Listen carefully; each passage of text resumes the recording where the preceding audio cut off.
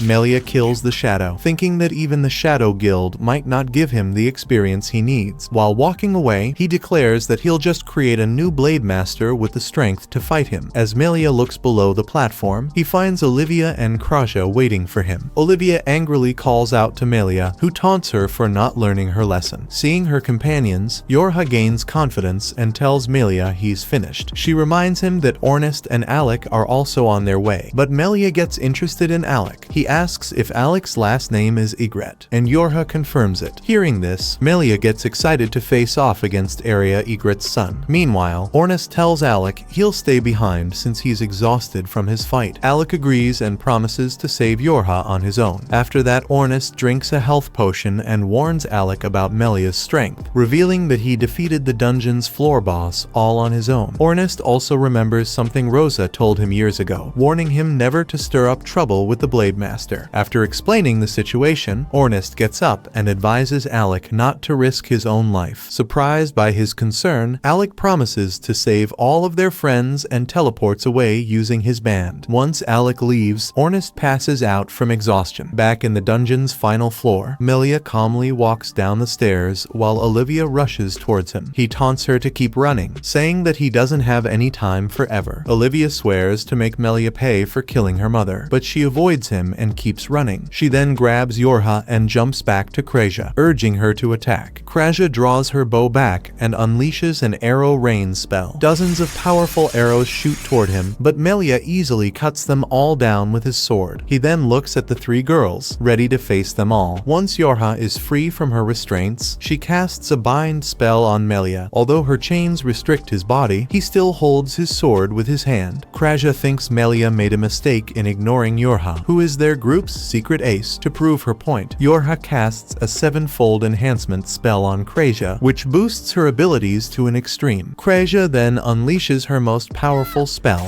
Phoenix Arrow, sending it hurtling straight toward him. Melia smiles and breaks free of all the chains. He then completely disperses Kraja's Phoenix Arrow with a single smooth move. Kraja feels stunned that he was able to disperse her full power attack after all of Yorha's enhancements. Meanwhile, Olivia takes the chance to sneak behind Melia, knowing that he let her rescue Yorha on purpose, thinking that Melia only toyed with them to see their full power. Olivia tries to attack him with her sword. However, he parries her attack behind his back with just a single arm. Melia turns back to glare at Olivia, wondering why she hasn't given up on trying to kill him alone. Olivia tells him that she won't let anyone else have his head, saying that she'll exact her revenge for all the pain he gave her. Then, as she charges to attack again, Melia notices that Olivia's body has healed from his strike. He praises Kraja for healing her body and says that Olivia has gained some talented friends. Melia then cockily smirks and tells the girls their full power attacks were only impressive for a bunch of kindergartners. While Olivia is stunned, he tells her that he's disappointed she teamed up with such weaklings. Melia believes Olivia hasn't learned a single thing from him, so he decides he'll have to teach her a lesson by taking her life. Hearing his cold words, Olivia remembers a moment from the past when Melia found her crying. She told him that some bullies mocked her mother, saying that she was a weak adventurer who died a pathetic death. Olivia also said that the bullies taunted her for being a weak, adopted kid and refused to play with her. As the young girl felt all alone, Melia comforted her by saying that loneliness makes a person stronger. He reassured Olivia that she'd become much stronger than anyone who bullied her, perhaps even becoming stronger than himself. Listening to Melia's words, Olivia wiped her tears and told him that she wanted to become strong just like him and her mother. After that day, she continued to train with Melia until she learnt the reality that he was the demon behind all her pain. In the present, Olivia fearlessly charges towards Melia and attacks again, refusing to get intimidated. He parries her blow, so Olivia steps back. She spits out at his pathetic lesson, saying that he has no right to teach her anything. While Melia remains silent, silent, Olivia attacks him again and again, saying that he has no idea how much pain she has gone through. She tells him that she kept training with her sword just to become strong enough to defeat him, but Melia smirks as he blocks her attack. Then, he sends her flying back into a wall. Kraja steps up to help Olivia, but Yorha stops her, reminding her that they can't fight the Blade Master at close range. Kraja agrees and shoots an arrow at Melia, but he effortlessly catches it with his bare hand before breaking it. He then turns around and tells Kraja that her attack is much weaker than her previous Phoenix arrow. He tells Olivia that this is the limit of people who live in teams and says he'll prove his point. Although Olivia tries to stop him, Melia ignores her and starts walking towards the two girls. As he tells Olivia he'll show her true despair again, she desperately screams at him to stop. However, Melia coldly ignores her and takes a sword stance. Terrified, Olivia yells for Kraja to get away, but in that moment, Melia releases a devastating sword strike. The attack rips through the dungeon and creates a wind that carries the surrounding river's water into the air. As the water rains down on Melia, Kraja watches, stunned that Olivia blocked his attack. In the moment, Melia slashed at her with his sword. She immediately stood in front of the attack to shield her friends. Unfortunately, the attack cut through her chest, and Olivia collapses from the wound. Kraja catches her and promises to heal her wound. Relieved to see her safe, Olivia admits that she's weak. While Kraja heals her, she declares that if being lonely is what it takes to become strong, then she'd rather remain weak forever and stay by the side of her dear friends. Melia remains silent as he listens to Olivia's defiant words. At that moment, Alec descends from above and launches a sword strike against him. Melia parries the attack and asks if he's Alec Ygritte. Alec refuses to indulge him and moves back toward his friends. Worried for him, Yorha glances his way, and he reassures her that he's alright. Alec then tells the two girls to take care of Olivia and runs to fight Melia once more. He unleashes blow after powerful blow, wondering why Melia betrayed Olivia's trust. Alec wonders why Melia made her suffer so much, so Melia tells him that Olivia is too stubborn to go down after just one painful lesson. Angered by his cold attitude, Alec screams and attacks again. This time, Melia avoids the attack entirely and asks Alec why he's fighting with a sword despite being a magician. He turns around and tells Alec to use his full power, saying he'll pay for trying to match his sword skills. Alec turns around and finally uses his strongest offensive spell, Vajra, which summons a giant lightning dragon to his side. Alec drives the Vajra monster towards Melia, who blocks it with his sword. After a tremendous effort, Melia actually pushes back the dragon with his physical power. He then cleaves through the spell, surprising Alec. Meanwhile, Melia looks at the blood on his hand, pleased that Alec's attack actually cut his skin. However, he tells Alec that he utterly failed to bring him down with that magic, pointing out that his attack lacked any real intent to kill. Alec warns him to stop fooling around, saying that he'll show him the true power of his magic next. As Melia smirks, Yorha wonders if Alec is going to use his secret weapon. Alec recalls Ornest's warning not to risk his own life, but he thinks he'll go against his friend's wishes. He then closes his eyes and starts releasing all the mana in his body. While Melia waits for Alec to show his true power, Yorha thinks they should stop him from using this dangerous move. Kraja points out that Alec has almost emptied his body, so there's nothing they can do now. Then, Alec asks Melia if he knows what a magician's original magic is. Since Alec knows he can't defeat him even at full strength, he's willing to use his secret technique to protect Yorha at all costs. The aura of all 5 elements starts flowing towards Alec's body as he promises to use his full power. Finally, Alec breaks through his limits, which surprises even Melia. Although Melia knows the concept behind Alec's technique, he never thought anyone would be able to pull off such a risky move. He knows that magicians can't replenish their mana from external sources since it interferes with the mana inside their own body. However, if a person takes the risk of emptying their own body's mana into the surroundings, it turns their body into a limitless vessel that can absorb all of the mana around them. Yorha watches the powerful aura surrounding Alec, pointing out that this technique is an original magic only he can use. She explains that because Alec has removed his limits, he is now free to use all 5 of the magic elements together. Soon, Alec creates 5 different magic circles and raises his wand, which absorbs even more mana to power his attack. He prepares to launch 5 Color Release, his strongest ever offensive spell that combines the power of all 5 elements. That was episode 10. Subscribe to not miss the next part and watch the next video on screen.